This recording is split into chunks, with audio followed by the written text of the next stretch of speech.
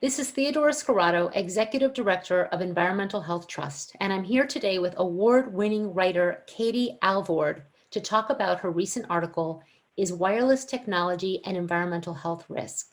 This article was featured in the January 6th edition of SE Journal, the online magazine of the Society of Environmental Journalists at sej.org.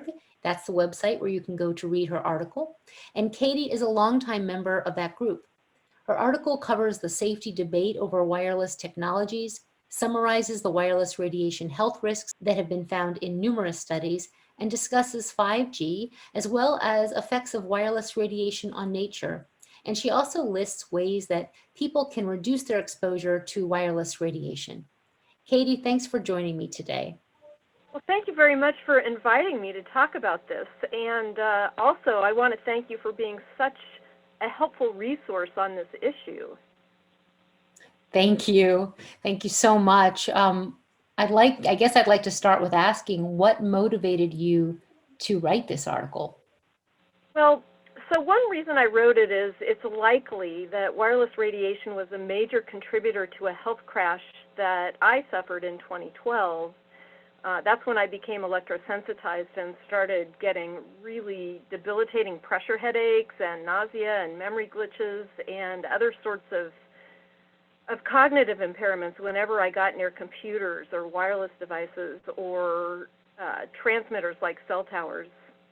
So it pretty quickly became pretty clear that I had developed a serious case of electromagnetic hypersensitivity, also called EHS for short. And I really only got good relief when I quit using computers and stayed away from wireless devices and made a bunch of other changes in my life. I stayed home most of the time because due to some new services, wireless internet services that had come into our town, the wireless signal environment in town had become too intense for me to tolerate it. Luckily, our home is about 12 miles outside of town, so staying home was very helpful. And along with all this, I had to quit working. It really derailed my life. So, I ended up doing a lot of research as I was learning how to deal with EHS. And since 2012, I've learned a lot more about wireless radiation and especially about non-ionizing electromagnetic radiation in the radio frequency range, which is the range that includes microwave frequencies, and that's the range that's used and emitted by mobile phones and other wireless devices. So that leads into another reason I decided to write this article. Digging into the science about the biological effects of radio frequency radiation was really an eye-opener. I found so many studies that demonstrated that there were harmful effects from this kind of radiation. And I'll just say that radio frequency radiation is often abbreviated RFR, so you'll hear me say that as I tell the story and talk about the article I wrote. So it also seemed to me that these studies of the harmful effects of RFR were just not being adequately reported by the mainstream media. So, you've probably seen that too, and this has also been recognized by Project Censored, which, if you haven't heard of it before, it's an organization, a nonprofit, which tracks important news stories that are missed by mainstream media. So the risks of wireless radiation, the health risks of wireless radiation, have made their yearly list of top underreported stories a few times in the last decade. So I wanted to encourage other writers and reporters to check into this story. What I wanted to do was to show that there's actually quite a bit to report on when it comes to wireless radiation and health. And I do think journalists have an important role to play in informing the public of really what are the documented risks of using wireless devices. And I think that's also especially important now that the pandemic has expanded wireless technology use even more than what it was before. So all that played into my deciding to write the story, and then when I pitched it, the good folks at SE Journal were receptive to the idea. It is an absolutely incredible article in that you cover a lot of ground in a short amount of time, including impacts to the environment as well as human health. I guess, I was thinking about how the word, there is a quote, debate, unquote, over the safety of wireless technology, or that it is a quote, controversial, unquote, issue. Could you speak to that? What's your take on this word controversy or debate? Well, right, and I think debate and controversy, I mean, to some extent, that's being manufactured, I think. But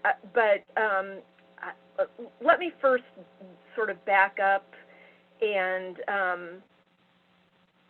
describe the debate as it would appear to the outside observer, and just speak as if I don't know anything about the underlying issues that go on here. So in my article, I explain that the debate centers on this question: can the radio frequency radiation, or RFR, emitted by wireless devices harm us when it's below levels that heat biological tissues? That's the question. So according to one side of the debate, the answer to that question is no. RFR can't significantly harm us at low intensity levels that don't heat tissue. And that's the view that's expressed by certain industry groups and government agencies and some scientists and engineers. So they argue that safety standards and guidelines that are based on this principle, in other words, that guidelines and standards that are set to avoid heating tissue, are adequate. And in the U.S., the Federal Communications Commission has for many years vigorously defended the safety guidelines for wireless devices that have been set based on this idea. However, even before we had cell phones, if you dig back into the studies, even before we had cell phones, there were some studies that contradicted this principle, studies suggesting that RFR could have harmful effects at low intensities. And in the last 20 or 30 years, more and more studies with similar findings have been accumulating. So on the other side of the safety debate are those who say, wait a minute, we see that the answer to the question is yes, RFR can hurt us at intensities that are too weak to heat tissue. In other words, emissions from wireless devices do have harmful non-heating or non-thermal biological effects, and therefore the safety guidelines set around avoiding the heating of tissue are not adequate to protect health. So lined up on this side of the debate are public health professionals, many scientists who study electromagnetic radiation, some engineers, certain nonprofit organizations, including Environmental Health Trust, and a lot of concerned citizens.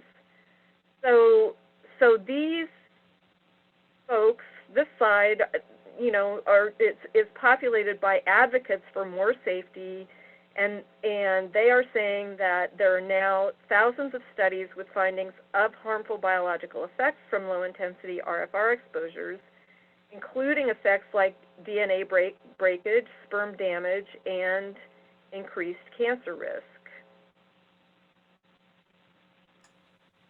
Right.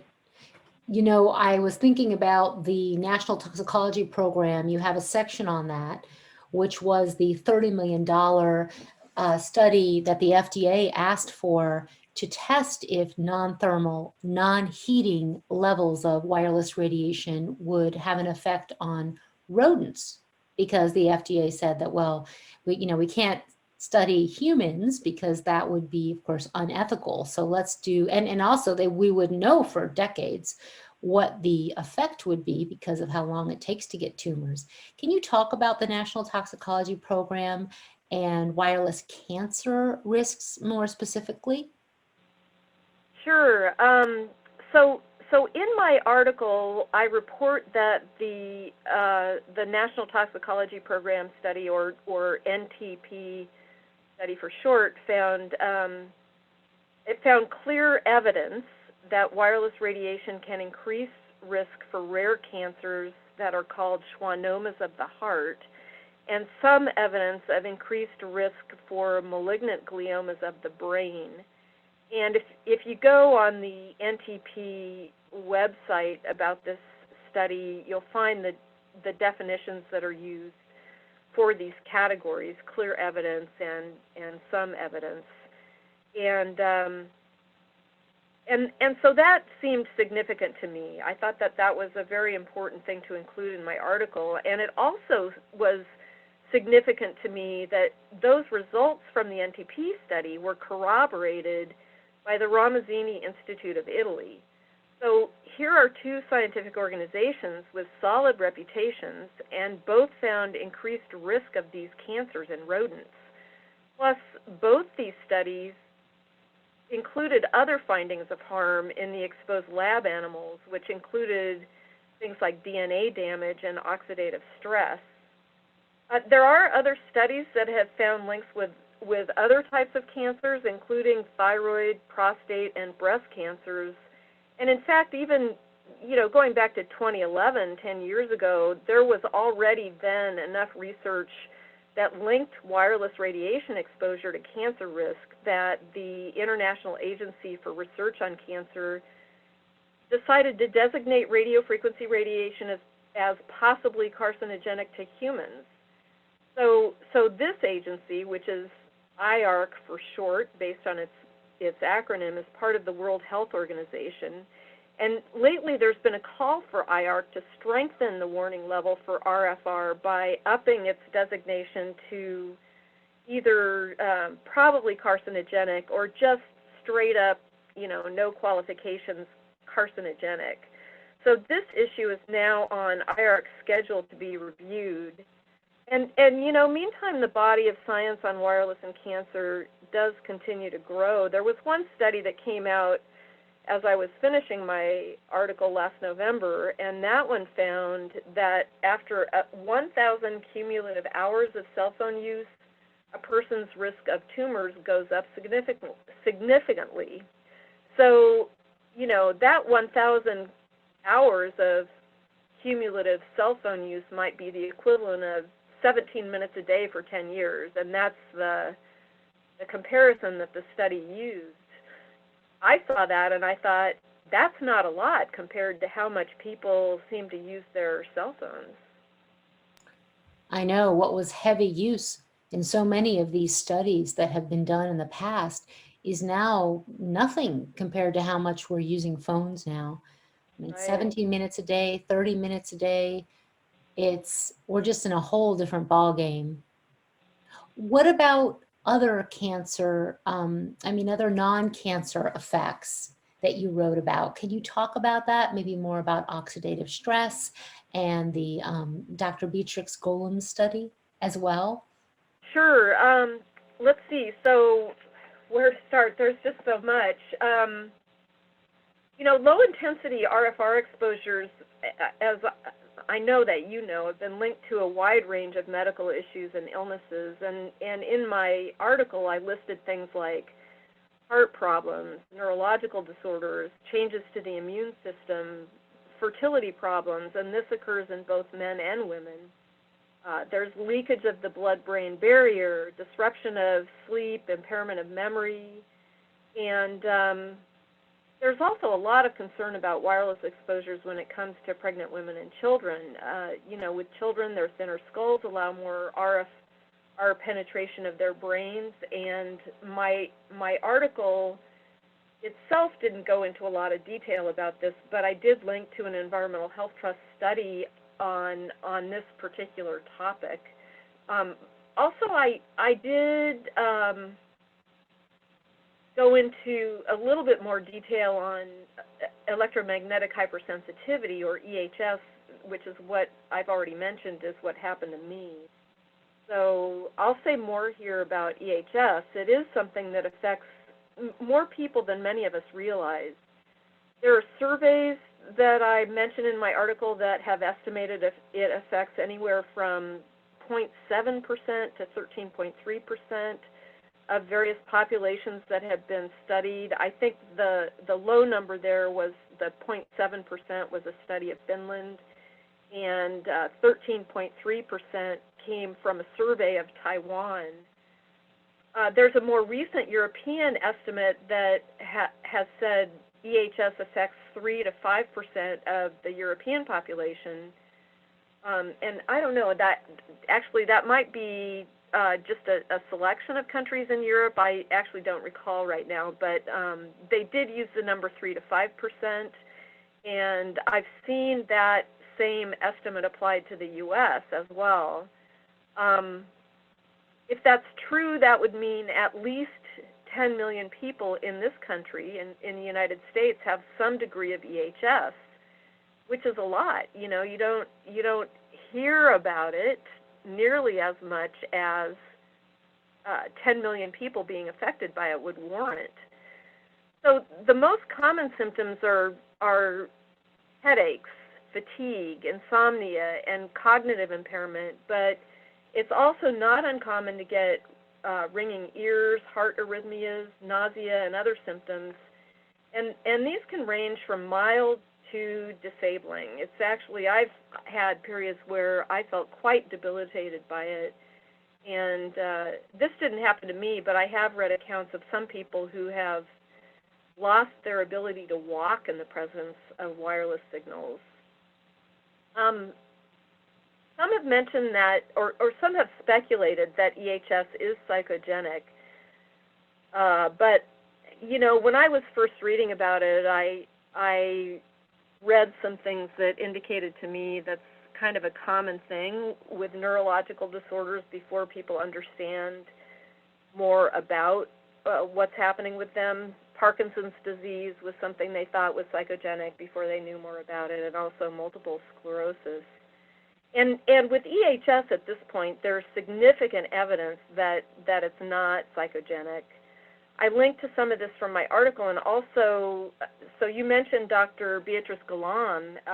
She's at UC San Diego and studies EHS, and she did a survey of people who'd been affected by EHS, and she says, and I'll quote, EHS symptoms arise from physiological injury. That's the quote I included in my article, and then she has another longer quote that didn't make it into the article that says, multiple objective physiological changes reflecting mechanisms of injury have been shown in persons with this condition. Another study that she's done recently is a look at the diplomats that were affected by some mysterious illness at U.S. embassies in Cuba and in China. And based on her work of comparing people with EHS to the illnesses that these diplomats came down with, it was determined, and now this is the accepted explanation, that the diplomats were affected by some sort of microwaves, and they ended up with something very similar to, if not the same as, electromagnetic hypersensitivity. So it is a physical injury based on you know, the things that they're looking at in these studies. So Right. so you also mentioned oxidative stress, and I'll get to that. You know, we can ask, how does the physiological injury arise? And also another question is, why might radio frequency radiation be linked to so many types of illness? And so I actually had one of my editors raise this question. You know, she was kind of skeptical. She said, you know, how can this be true? How can there be so many different things that are linked to radio frequency radiation? And so I pulled out a paper that was written in 2015, and that was Yakimenko et al. And I quoted that paper in my article, and it called this phenomenon, it recognized the significant activation by low-intensity radiofrequency radiation of key metabolic pathways in the body that generate the buildup of free radicals, or reactive oxygen species, and the development of oxidative stress. And then this oxidative stress can lead to inflammation, which in turn over time can lead to disease. And depending on a person's genetics and medical history, the inflammation can lead to, the oxidative stress and the inflammation can lead to a variety of disorders. So actually, at the EMF Medical Conference that was held virtually last month, Dr. Cindy Sullivan spoke to that, and I had in my notes, I was able to call in by landline phone to that and heard her say that there is a large body of evidence that's growing that oxidation is the mechanism of toxicity for wireless radiation or radiofrequency radiation. This has been published in several articles actually looking at mechanisms that oxidative stress is a key issue. And there was just a Swiss expert report that came out from a group of scientists where the Swiss government has this Baroness report, and they really confirmed what you just talked about with that the review article, that oxidative endpoints are found in the majority of studies that look into this issue.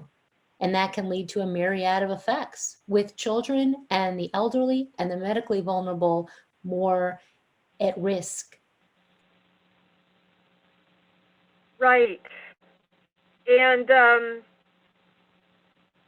one of the things that I'll add there, you can correct me if I'm wrong, but what I've seen in the literature indicates that RFR has been found to generate oxidative stress across species. So right there, you have a possible biological mechanism by which wireless radiation exposures could lead to inflammation and disease in all living things. Is that your understanding? Right. Yes, there have been studies on all kinds of animals and people, and looked at pregnancy, they've looked at blood. Yes, that's what I've seen. And it's like over 90% of the studies have found an effect. Yes, and I've seen that too. So that brings us to effects of wireless radiation on nature. Yes, and in my article I mention the studies that show that both birds and bees lose navigational ability near cell towers. Also, there are studies suggesting that RFR might be contributing to declines in bird populations.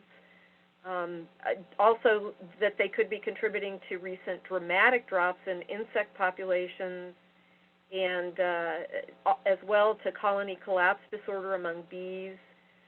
There have been studies in plants that show that plant growth patterns can change and their leaves can be damaged in the presence of RFR. And so my article links to some of these studies and to a couple of review articles citing even more research. So anyone who wants references can find them by going to my article and just, and actually I felt that it was important to include a lot of links with this article just because, we hear so much hype about the benefits of wireless technology that sometimes people have a hard time believing it can have a downside. And so looking at the links that I have with my article can show you that there is established science that shows, these downsides such as oxidative stress and the impacts on nature. And by the way, it surprises me a little bit that major environmental groups don't seem to have picked up on this as a problem, especially when it comes to bird and wildlife protection groups. I'm not really aware of too many that have been active in this area. I hope maybe this is starting to change. I know Natural Resources Defense Council got into the wireless realm recently when it was part of a successful lawsuit. The lawsuit, was ruled on last year and was successful in making sure wireless infrastructure projects comply with the National Environmental Policy Act. And that was, NRDC was part of that, along with several tribal governments and also historic preservation groups. Yeah, and our environmental health trust lawyer for our current legal action against the FCC, Edward Myers, as well, had intervened in that case. Okay, good. And NRDC also filed an amicus brief in the case Environmental Health Trust et al. Versus the Federal Communications Commission, which is contending that the FCC is ignoring the scientific evidence and all of numerous documents that have been placed on their record, because they made a decision last year that they could keep our 1996 safety standards related to radio frequency and wireless radiation. And that was despite the fact that there was, on the record was information from former U.S. Fish and Wildlife biologist Albert Manville documenting these impacts to birds, to their reproduction, and as well as bees, injury to trees and so forth, like you describe in your article. And NRDC actually, in their amicus brief, talked about the history of these limits and how there was never a safety standards even developed that were like, okay, let's see what's safe for an insect. Let's see what's safe for a bee, a tree, a bird. And I really recommend that amicus brief to everyone, working on this issue. And that was signed onto by over a dozen elected officials from Hawaii to Massachusetts to Maryland, actually. So they're getting involved as they get educated, but as you know, it's a big nut. It's just a lot of information. Right. Well, that's good to know. I didn't know about that. So, yeah, that sounds like a valuable source of information. What about the issue of millimeter waves? Right. Well, that's the frequency or the frequency range that's starting to be used in 5G technology. And so there's a section on 5G in my article, and one important point that it includes is that we don't really have good safety information for 5G technology, and part of that is because millimeter waves are a new kind of frequency that we're using in it's new to consumer electronics anyway. So anyway, we don't really have good safety information for 5G technology yet. 5G equipment is already being installed in a number of communities. Senator Richard Blumenthal has said that we're flying blind, quote unquote, we're flying blind as far as 5G safety goes. And my article does link to Environmental Health Trust website as well as to Senator Blumenthal's site for recaps of that and some other testimony about 5G. So, I live way out in the boonies, and I have not seen this myself in person, but I've seen photos of these large rectangular utility boxes that are used for 5G, and these are already being installed in some places close to homes and businesses. Since the millimeter waves that you mentioned that this technology incorporates don't travel very far, my understanding is that 5G is adding millimeter wave transmitters to 3G and 4G equipment. So it kind of layers the millimeter waves that, as I said, haven't been used before in consumer electronics over the older generations of transmitters, and so integrates 3G, 4G, and millimeter waves rather than replacing one with the other. And what this seems to mean then is more antennas all accumulating on top of each other, and we not only do we not have the safety information, we don't have a lot of research, or at least I don't know of a lot about the cumulative effect of exposures to all these different frequencies at once. When it comes to millimeter waves, there is research indicating that they don't penetrate our bodies beyond skin, but they're absorbed by our skin and eyes. And there are also some studies indicating that they might have harmful systemic effects via the circulatory system or the nervous system or the immune system. Again, I think we're short of information here, so this has some doctors and scientists calling for a moratorium on 5G, but so far I'm not sure whether anyone has adopted a moratorium anywhere. And certainly it hasn't been adopted, on a broad scale. I don't know if any local communities have tried to do this. Yeah, some have passed resolutions for a moratorium on 5G in the United States. There are a few cities, but unfortunately that doesn't mean that they actually can stop it. They simply are having a vehicle to voice their concerns. Now, some cities in Europe, and like in Bulgaria, have actually been able to have a moratorium. And there are some examples where they've had a moratorium while they do an investigation into safety and then decide, like Bermuda just did, that, well, we can, there's no reason to have this moratorium anymore, even though they were sent science showing harm. But in your article, I love that you, in addition to talking about all of the science, you put in a section on more reporting issues and angles. And you talk about satellites and impacts to weather forecasts and our footprint, our energy footprint, the insurance industry, environmental justice. You talk about smart meters, medical assessments, how to make your home safer.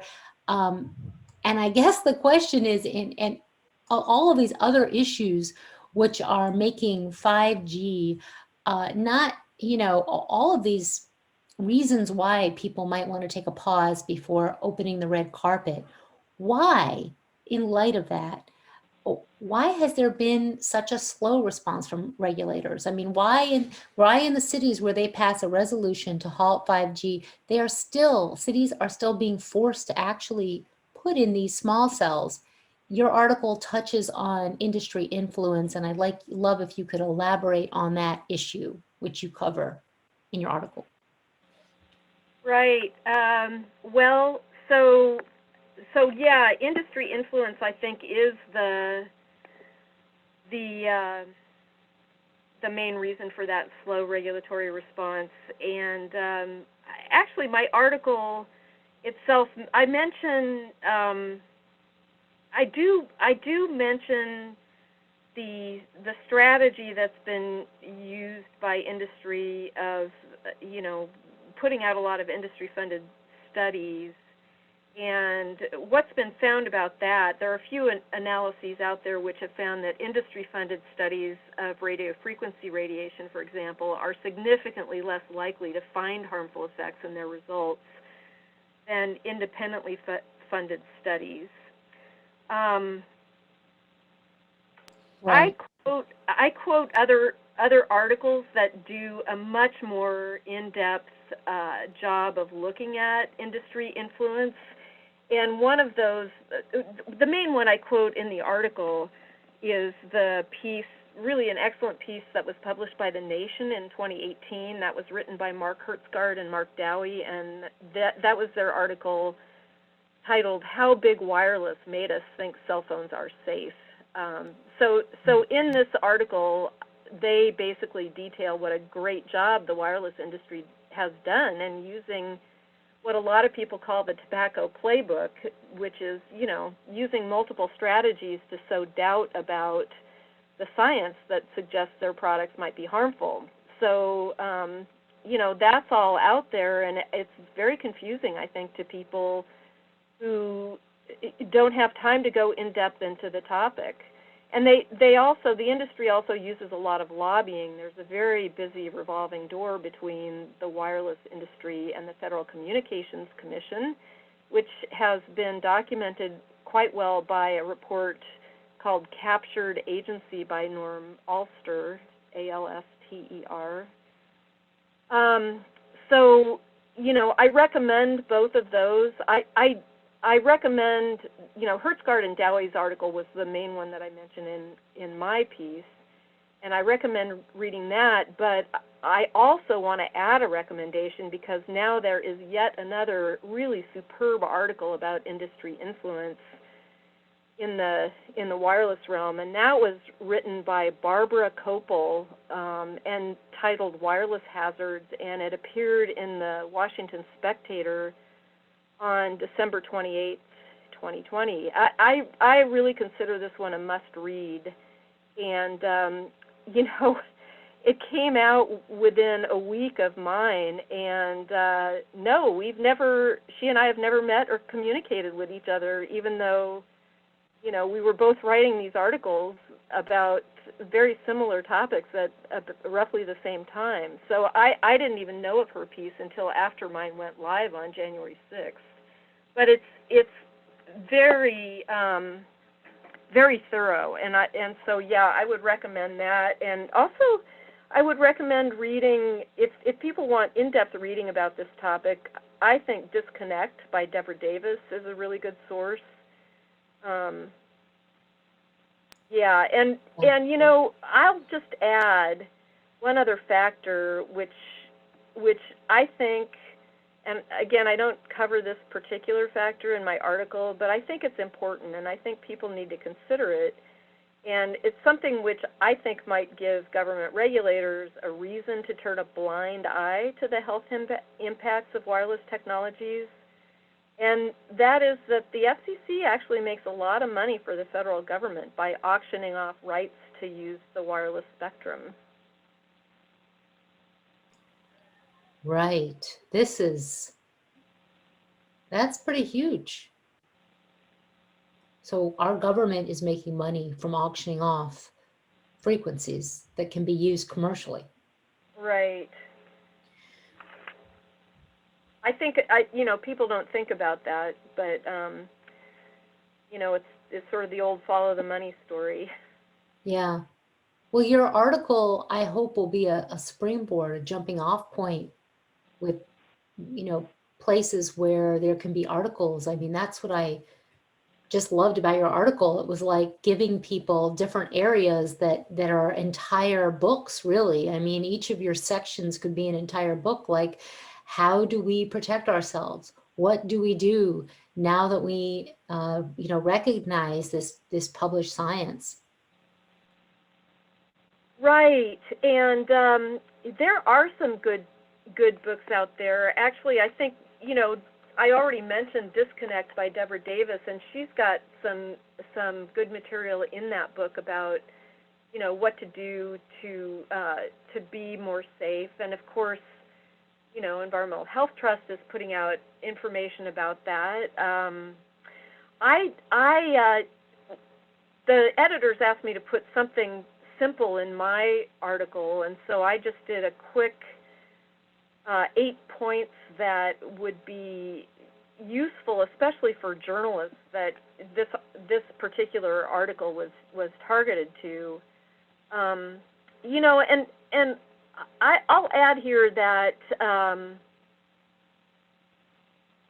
when we use these technologies that we have now come to depend on so much, what we're really seeking is access. It's access to services and to products. It's access to information. It's access to our friends and family. And too much we have, you know, we have been thinking of that access as equivalent to using wireless technology or Wi-Fi or cell phones. And that's not really true, because it's not necessary for us to use wireless technology to get this kind of access. There are other ways to do it, and based on the science, those ways are safer and healthier ways. So anyway, I started my list of 8 things that we can do to make ourselves safer. And the first one is to use cabled computers and corded landlines as much as possible. I Right. think really the more you can get wireless anything out of your life, the more you reduce your risk. So, cabled computers, corded landlines, that gives you both of those things give you access to information, to social media, to friends and family, without having to expose yourself to wireless. So a second thing is, I realize that not everyone can have that kind of access at this point all the time. So if you have wireless connections, turn them off when you're not using them, especially while you're sleeping. If you have them in your home, one technique I like is that of putting routers on a timer to automatically switch them off at night. A third point I raise is that it's really a good idea to keep wireless devices out of your bedroom. So this one is pretty widely recommended by a lot of sleep doctors. You'll see that in a lot of lists of things that you can do to use technology more safely. Fourth, don't put wireless devices next to your body. And even the manufacturers recommend this one, although they usually do it in small print in device manuals that are somewhere in the electronics of the device, or so I'm told. So who knew? Laptops really should not go directly on your lap. A lot of people don't realize that, and a lot of people also don't realize that if you put wireless devices in your pockets, this puts them close enough to your body that you're actually, if the device is on, getting more wireless exposure than is considered safe even by the government guidelines, which, a lot of people consider too lax anyway. So one of the things that I read in Barbara Kopel's article is that the scientists she interviewed for her piece, they all use corded landlines at home, and if they are out with a cell phone, they will carry that in a backpack or briefcase or tote bag, so they're not putting devices in their pockets. They know better. Let's see, number 5 on my list, use your speaker function if you're on a cell phone to keep the phone away from your head. You also get less RFR exposure if you text instead of calling. Number 6, if you use a cell phone for non-communication functions like taking photos or use it as an alarm clock, put it in airplane mode. 7th, if you review lengthy documents, you can download them first and then read them offline with the Wi-Fi off.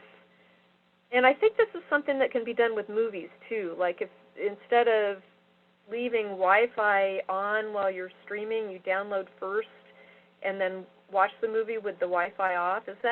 Am I right about that? Yes, you can pre-download. You can do that with music and movies. Okay, yeah, so that's a good idea.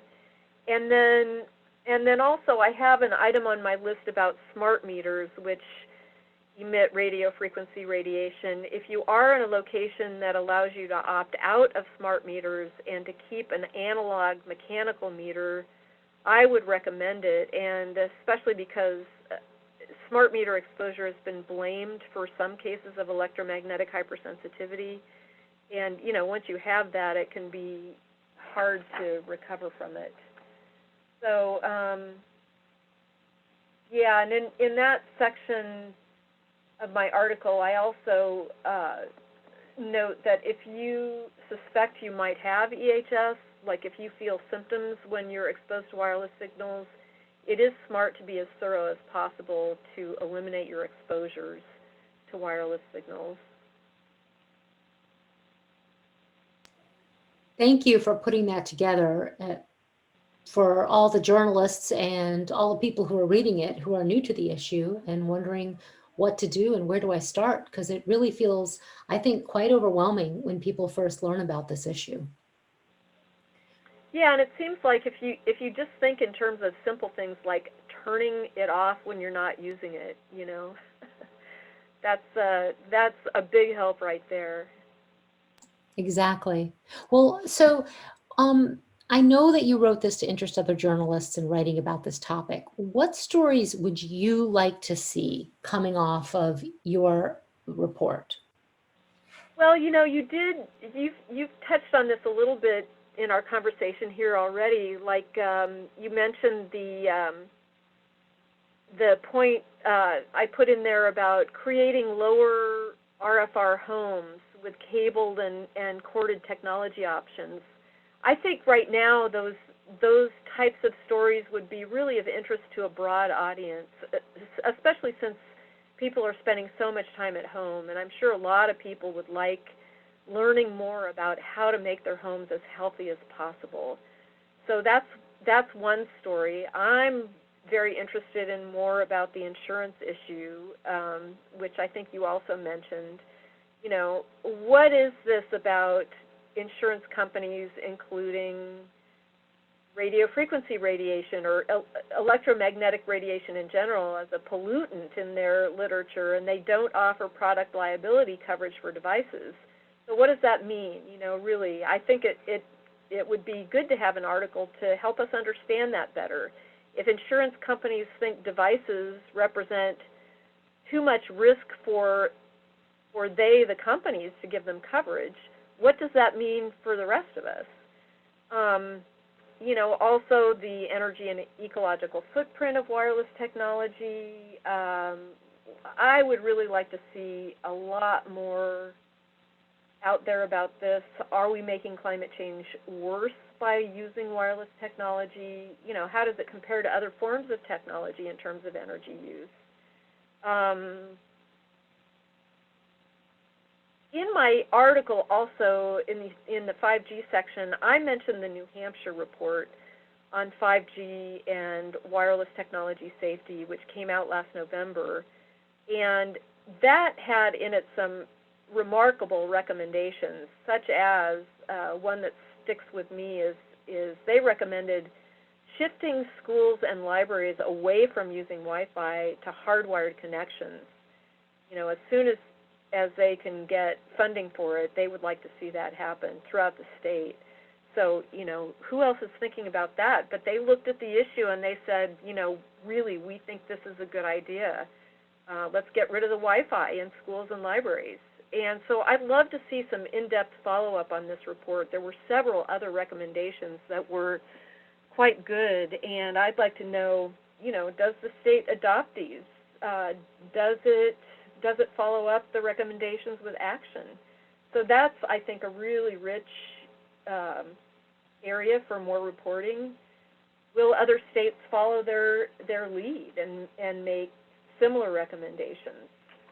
There were also some things I did not include in my article. So, for example, I did not include anything about the effects of wireless radiation on voltage-gated calcium channels, which are, you know, important in cell biology. They're important regulators of cell membrane permeability. And Dr. Martin Pall has studied this and written papers about this, but you know, I did not include it in my article because I still feel like I don't understand it well enough to write about it well. But it's quite a compelling thing, I think, in cell biology that radio frequency radiation could affect this and affect cell membrane permeability to what looks to me like an extensive degree. So I'd like to see some, you know, science writers dig into this more and write about that. Also, the role of genetics in making people vulnerable to oxidative stress and things like what I have, electromagnetic hypersensitivity. There are differences in how vulnerable people are to oxidative stress. Some people are better at producing natural, you know, antioxidants in their body than others, and that's based on their genetics. And so now that we're learning more about genetics and we can get our genetics analyzed? Is there, something there that will help us show who's going to be more vulnerable to this and who might be a little stronger, and not feel it so much? I mean, we're all being affected. That's been said by a few doctors I've seen interviewed. We are all being affected by radio frequency radiation at a very fundamental biological level, but some people are much more vulnerable to the effects than others, and I think the genetics of that is worth exploring. Thank you. Thank you so much for this incredible piece. Tell me, what resources do you recommend for people or journalists who want to learn more about wireless radiation health and policy? Well, I've mentioned some already. I'll say, Environmental Health Trust is one of my favorites. There's also a site, Understanding EMFs, which is a research repository that CC Doucette has put together. There's saferemr.com, which is Joel Moskowitz's highly informative website. Physicians for Safe Technology has a good site. Microwave News, which is a pretty reliable source of information written by Louis Lesson, who has written about this topic for a long time. The Bioinitiative Report and all its references, the International EMF Scientist Appeal and its references. I could go on. I think we might be, I wonder if we're running out of time, but, I will also mention some good books, like Blake Levitt's book, Electromagnetic Fields, for people that want to get in depth into this. I think I might have mentioned the book Overpowered by Martin Blank. If I didn't, I should have, and that's another good one.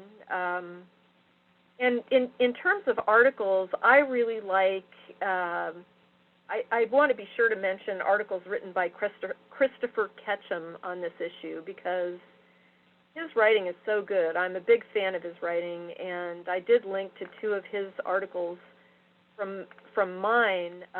He's written one recently on 5G that appeared in the New Republic, and he wrote one on wireless and wilderness that appeared in Sierra magazine last year, and he just has a really good grasp on the science and is good at telling a story as well. So I recommend those for, if you want a good read as well as to learn about this issue, go to Christopher Ketchum's articles. What have I left out? Once you start digging in, there's just more and more. Well, thank you so much, Katie. That was Katie Alvord talking about her recent article for SE Journal, Is Wireless Technology an Environmental Health Risk? And you can read the full article at sej.org. That's the website for the Society of Environmental Journalists. Please also go to Environmental Health Trust at ehtrust.org and be sure to sign up for our newsletter to stay updated with our work. Thank you so much, Katie. Thank you, Theodora. Thanks very much for having me. I've really enjoyed it.